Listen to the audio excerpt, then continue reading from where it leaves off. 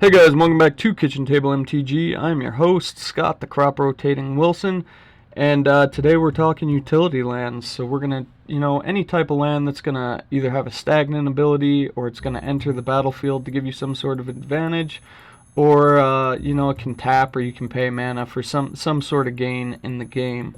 We're not going to be going into any color fixing, so no command zones or filter lands or tri-lands, anything that's going to help you fix colors. That'll be a different video, and we are staying under $50, so no Gaius Cradles, no Bizarre Bagdads, no Yavimaya Hollows. We'll do a separate video on that later, and then, if you got enough money, you can buy them, but you could proxy them up and have some fun with them. There's some really fun stuff over $50.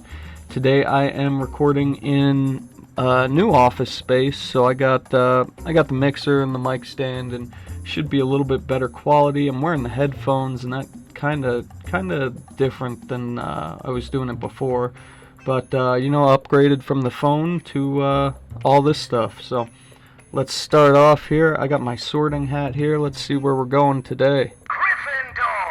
Gryffindor today. So let's jump into a couple tribal lands here first. First up, we've got Swarmyard. Swarmyard can tap for a colorless mana, or it can tap to regenerate target insect, rat, spider, or squirrel. So you got a couple different tribes there. You can do your Ishkanah Graph Widows, or you could do your Maronar rat decks, squirrel tribal, whatever you want. Pretty sweet land. It's sitting at about 1150. Next up, we've got Wirewood Lodge. This elf tribal taps for colorless or a green and untap target elf. So you untap your Argarthian Elder, which is going to let you untap this again in another land. Maybe you got your Gaius Cradle in there. Sweet land, only 335, should be in every elf deck. Okay, next up we've got some stuff that's going to let us play some things at instant speed. First we got Winding Canyons. It taps to add a colorless mana to your mana pool, or you pay 2 of any color and tap until end of turn.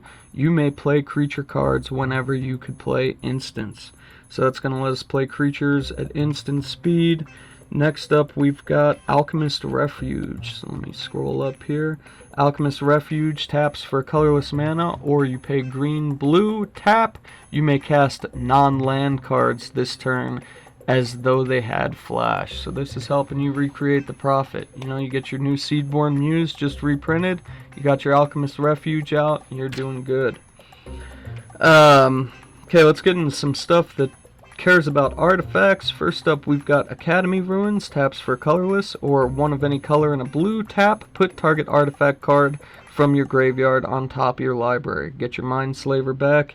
We got something else here. Buried Ruin does a similar thing, except it taps for colorless mana, and then you pay 2 of any color, tap, and you have to sacrifice it to return target artifact card from your graveyard to your hand. So that's a one-time use, but it slots into an artifact deck, so there you go. Next up we have Inventor's Fair. Inventor's Fair, at the beginning of your upkeep, if you control 3 or more artifacts, you gain 1 life. It taps for colorless mana, or you can pay 4, tap, sacrifice Inventor's Fair, search your library for an artifact card, reveal it, put it into your hand, and then shuffle your library. You can only activate this ability if you control 3 or more artifacts. So, yeah, that's nice. You got the tutor just sitting down there. It doesn't enter tapped. That is a sweet land that cares about artifacts. Next up, we've got lands that find lands. We've got Ash Barrens, and this just has basic, taps for colorless mana, or it has basic land cycling where you discard it and pay 1 and search your library for a basic land.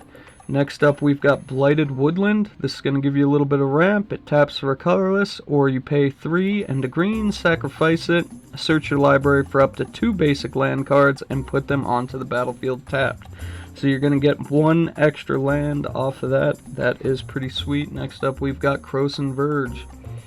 Let me find it here. Croson Verge enters the battlefield tapped, and it taps for a colorless.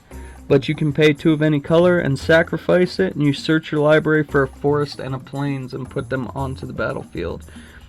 Tapped. And then we've got the Star of Land Finders. We've got Teleria West, and this enters the battlefield tapped, and it taps for a blue, but it has a transmute, so it transmutes for 0. You get to search your library for any card that has a 0 converted mana cost, which lands do, and the transmute cost is 1 of any color, blue, blue. Let's see what we got up here next. Okay, so we got some relevant man lands. These are, you know, there's quite a few man lands, but these are just the ones that I found the most useful in EDH. First up, we've got Creeping Tar Pit. So Creeping Tar Pit enters the battlefield tapped. It can tap for Dimir, or you can pay 1 of any color and Dimir. Until end of turn, Creeping Tar Pit becomes a 3/2 black and blue element creature, and it's unblockable. So, you know, I mean, you got a deck in there with Edric or something, you know, you're trying to get some creatures through. You don't really care how much damage they're doing. Maybe you're drawing cards off of them. It's a sweet land that slots right into that. Next up, we've got Hissing Quagmire. Hissing Quagmire taps for Golgari. It enters the battlefield tapped, but you can pay 1 and Golgari.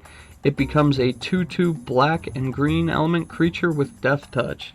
So yeah, I mean, you just get a little bit of, you know, a little bit of advantage. People not wanting you to, or wanting to tack into it. You've got a Death Touch blocker. It's pretty sweet. Next up, we've got Spawning Pool.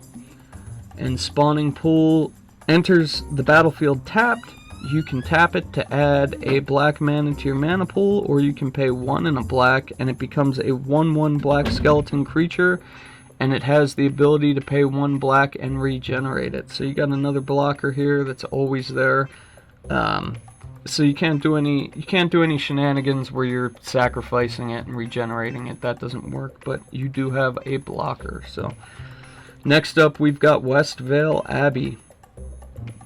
And Westvale Abbey taps for colorless, or you pay 5 and tap, pay 1 life. You put a 1/1 white and black human cleric token onto the battlefield, or you pay 5 and tap, sacrifice 5 creatures, and you transform it.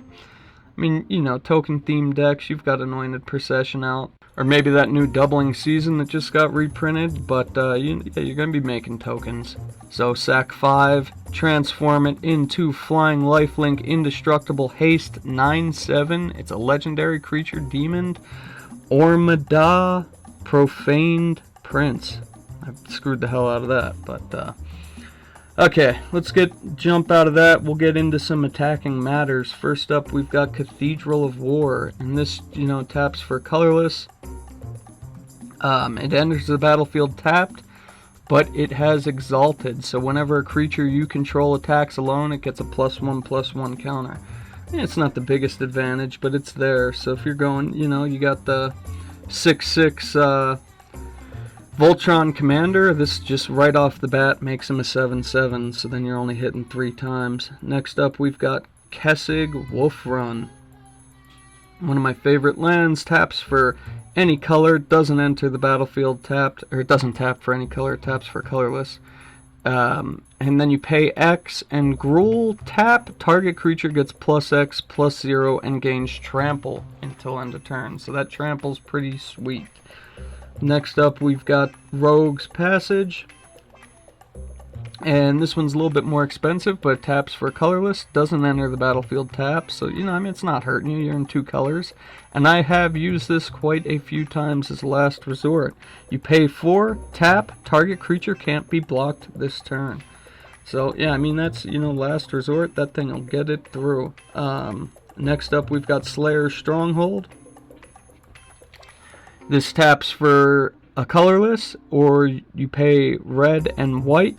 Tap, target creature gets +2/+0 and gains vigilance and haste until end of turn.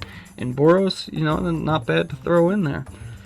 Up next, we got Skarg the Rage Pits. And this taps for a colorless mana, or you pay Gruul and tap, target creature gets +1/+1 and gains trample until end of turn. So, you know, I mean, it's not as good as Kessig Wolf Run, but the trample is just nice. You know, being able to give a creature that wouldn't otherwise have trampled. I mean, that's pretty sweet. 31-cent land, you know, play around with it. Next up, we've got Sunhome Fortress. Sunhome Fortress taps for colorless, or you pay 2 and Boros. Target creature gains double strike until end of turn. Yeah, I mean, another solid land there. And I got another one of my favorites here, Vault of the Archangel. Taps for colorless mana, or you pay 2 and Orzhov. Creatures you control gain Death Touch and Lifelink until end of turn. So, I mean, any Alia deck, anything that you're, trying to gain life, this is just helping your creatures get there. So, this $3.30, pick one up. Next up, we've got some ramping lands here. We've got Cabal Coffers, pay 2, tap, add a swamp, black to your mana pool for each swamp you control.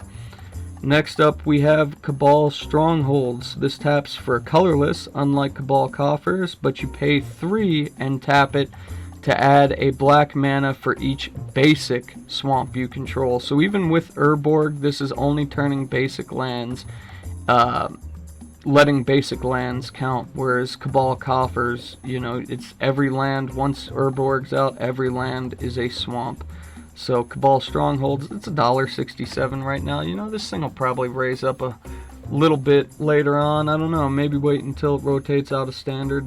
I'll leave that up to you. Next up, we've got another land that cares if Urborg's out. We've got Lake of the Dead. So let's read Lake of the Dead here. When it enters the battlefield, you have to sacrifice a swamp. Otherwise, you put it into your graveyard. It taps for...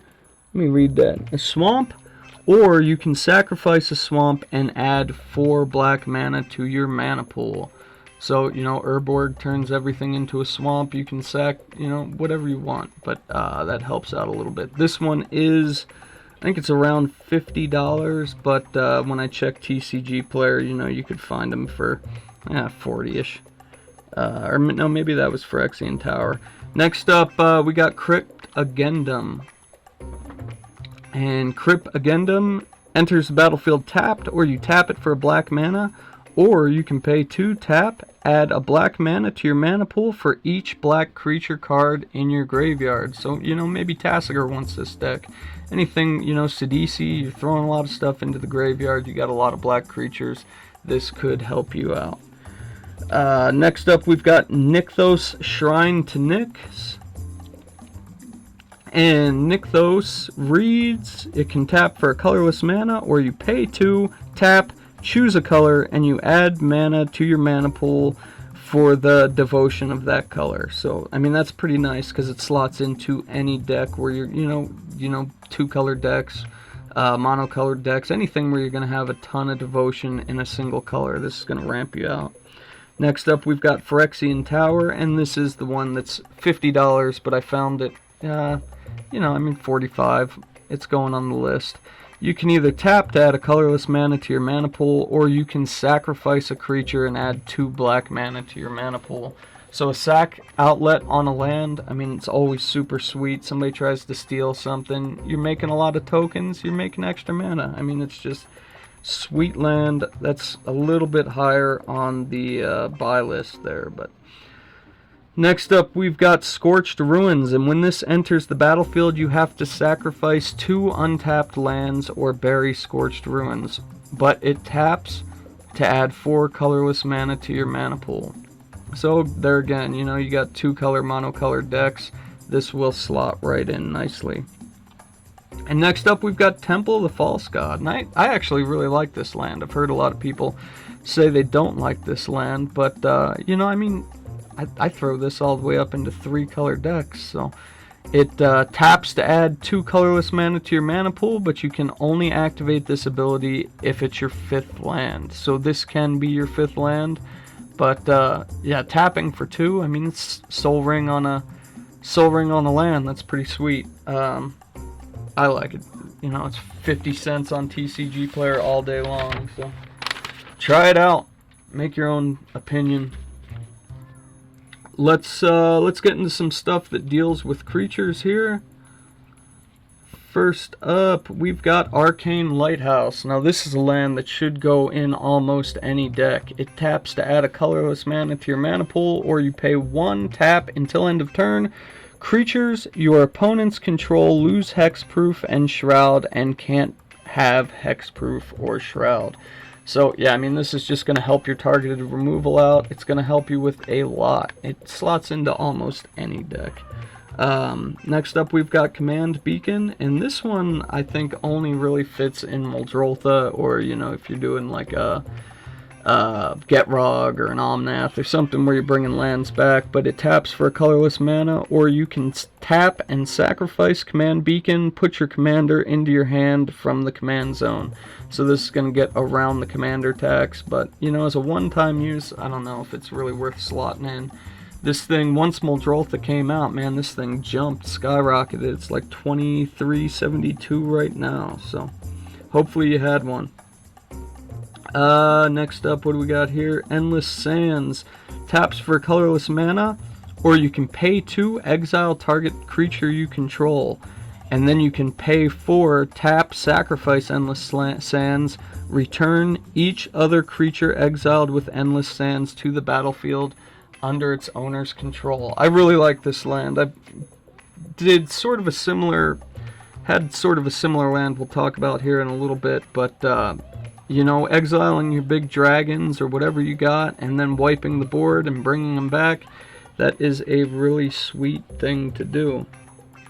But let's jump into some other cool stuff here. We've got Gavany Township. Now this goes in any deck that 1/1 counters matter. You know, you got Atraxa. It should be in every Atraxa deck, and I don't know why they didn't put it in the Atraxa deck. But it taps for colorless mana, or you pay 2 and Selesnya, tap, put a 1/1 counter on each creature you control.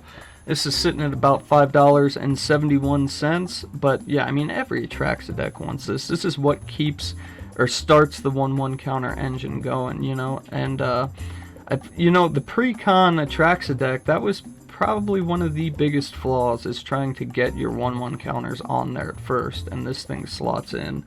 But you know, anything that's dealing with 1/1 counters, throw it in there. Anything that's Selesnya, I guess. Next up, we have Hanweir Battlements. And this is one of those lands where you could, if you controlled the two different cards, they would transform into something. We're not going to talk about that. But the first ability on it's pretty sweet. So it taps to add a colorless mana to your mana pool, or you pay red and tap, target creature gains haste until end of turn. I mean, that's, you know, giving a creature haste, that's pretty nice to just have there on land. It's only 71 cents.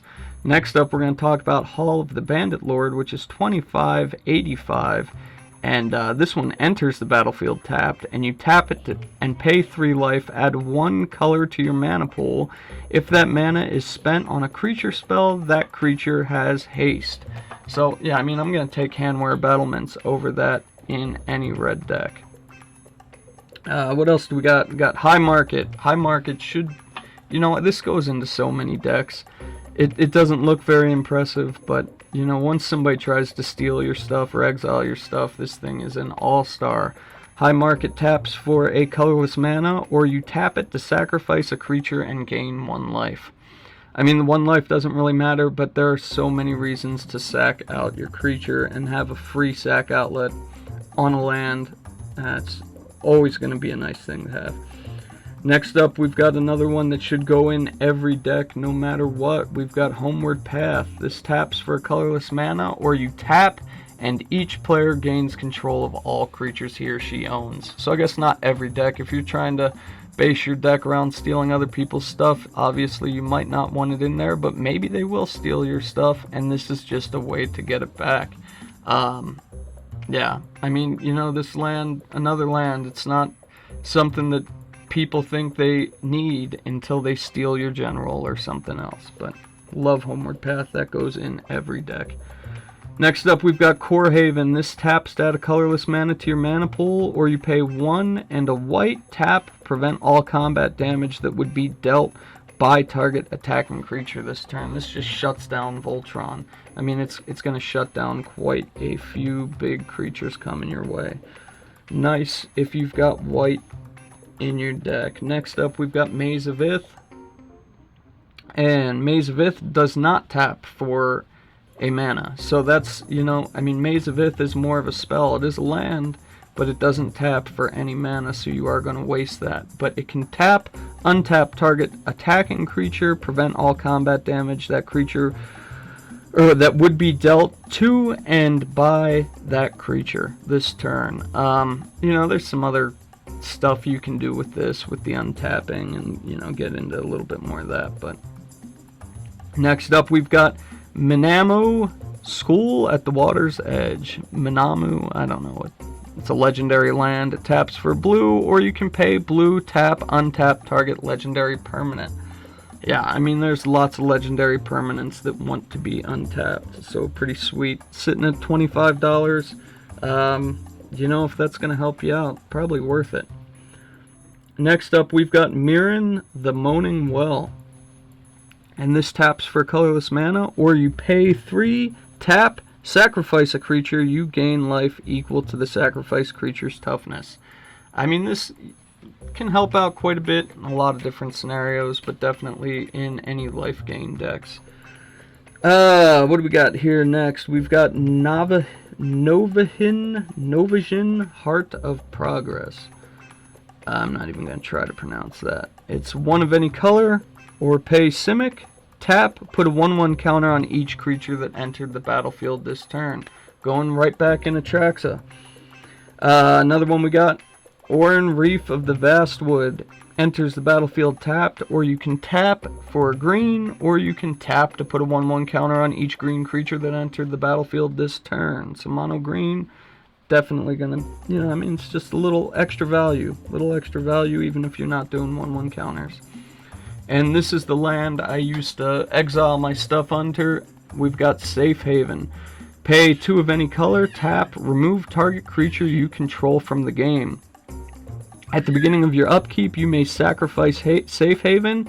If you do, return each card removed from the game with Safe Haven to play under its owner's control. So this is just a super sweet land. If you're wiping the board a lot and you're hiding your creatures under Safe Haven, and then you bring them back, you know, on your upkeep, it's just super sweet to have all these big creatures hidden under this land. Okay, let's get into some stuff here that deals with the graveyard. First up, we've got Dakmor Salvage. So this enters the battlefield tapped, and it adds a black mana, but it has Dredge too, so any graveyard strategy is going to want this.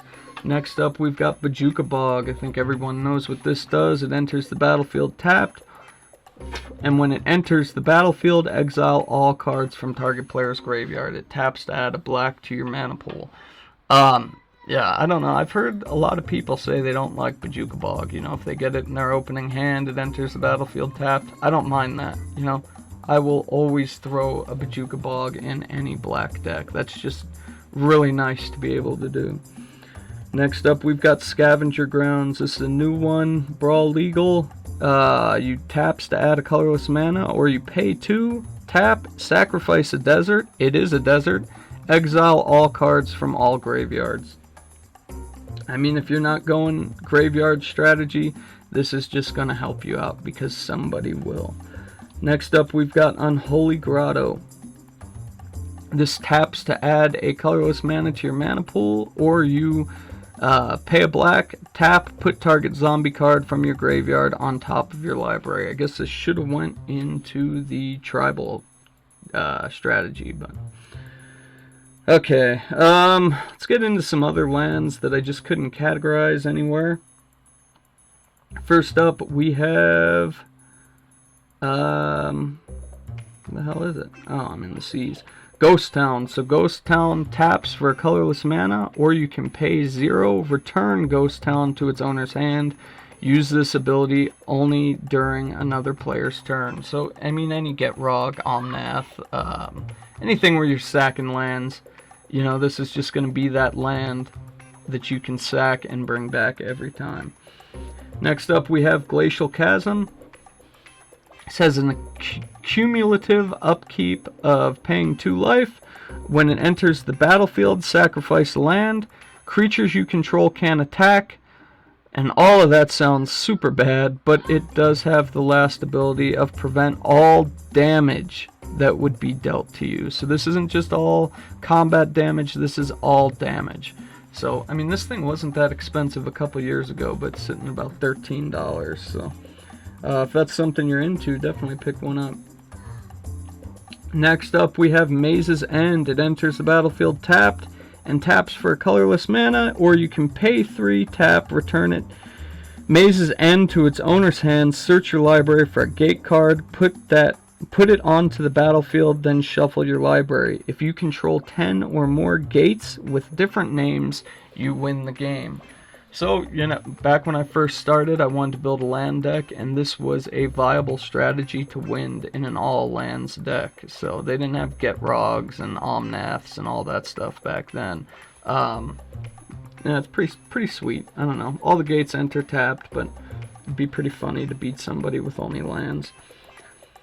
What we got next? We got Reliquary Tower. Everybody knows what that does. Taps for colorless, and you have no maximum hand size. This will probably be printed in the Commander 2018, and when it does, it'll probably drop down a little bit, so you might as well go pick some up. Last up in this category, we got Bajiju, who shelters all. And this comes into play tapped, or you can, when you can tap it, you tap it, pay 2 life, add a colorless mana to your mana pool. If that mana is spent to cast an instant or sorcery spell, that spell can't be countered by spells or abilities. So yeah, I mean, this, if you're going that route, definitely worth 20 or yeah, $17. Okay. Let's get into some lands that interact with other lands here. First up, we've got Deserted Temple. So Deserted Temple taps to add a colorless mana to your mana pool, or you pay 1 and tap to untap target land. I got this in my elf deck where I've got the Argarthian Elder and the Wirewood Lodge. You know, I mean, there's just so much you can untap. Even if you've got the Growing Rights at Itlimoc flipped, this thing is going to give you a ton of value. Next up, let's get into some stuff that gets rid of all these lands we talked about. Dust Bowl. It adds a colorless mana to your mana pool, or you pay 3, tap, sacrifice a land, and destroy target non-basic land. So this is nice because it has the repeatability. You know, you can sacrifice a land to destroy a problematic land, and we just had all those flip lands printed. So there's a lot more problematic lands out there, and the reusability is so nice. Next up, we've got Ghost Town. Taps to add a colorless mana to your mana pool. Oh no, not Ghost Town, Ghost Quarter. Taps to add a colorless mana to your mana pool, or you tap it, sacrifice Ghost Quarter, destroy target land. Its controller may search his or her library for a basic land card and put it onto the battlefield. What we got next here? We've got Petrified Field. This is nice if you have any lands that you want to get back to your hand if they're destroyed. It taps to add a colorless mana to your mana pool, or you tap it, sacrifice it, return target land from your graveyard to your hand. This guy's, you know, this is only $7.50. This is a really sweet land. I mean, there's so many targets for it. You're putting so many utility lands in these decks. Pretty sweet. Next up, we've got a classic. We've got Strip Mine. And Strip Mine taps to add a colorless mana to your mana pool, or you tap it, sacrifice Strip Mine, destroy target land. Yeah, definitely a classic. You know, it goes in any deck. You will use it. Next up, we've got Tectonic Edge. Adds a colorless mana to your mana pool, or you pay 1 and tap, sacrifice Tectonic Edge, destroy target non-basic land. Activate this ability only if an opponent controls 4 or more lands. I mean, this thing's gonna get use out of it, and it's just an extra Strip Mine or Ghost Quarter or whatever you want to play. Probably not the best, but it's there if you need it. So next up, we've got a modern played land. This one's about $32, so you're definitely going to want to play Strip Mine over this. But we got Wasteland. Taps for colorless mana, or you tap, sacrifice Wasteland, destroy target non-basic land, as opposed to Strip Mine's destroy target land. So yeah, definitely pick up those strip mines before you get your wastelands. But if you have your wasteland, throw it in there. And the last card we're going to talk about today, we have Vesuva. As Vesuva comes into play, you may choose a land in play. If you do, Vesuva comes into play tapped as a copy of the chosen land. So this is going to copy anything out there. I mean, just super sweet value. There's always going to be some target for this, and then you're going to be able to have your own copy. So that did it for all the utility lands we're going to talk about today. Why don't you guys let me know what your favorite utility land is, and you can send me a message with that at UTBGameCo on Twitter. You can email me at underthebridgegameco@gmail.com. You can go to underthebridgegameco.com to check out the custom deck boxes I make. You can type in Kitchen Table MTG in any of your favorite podcasting apps.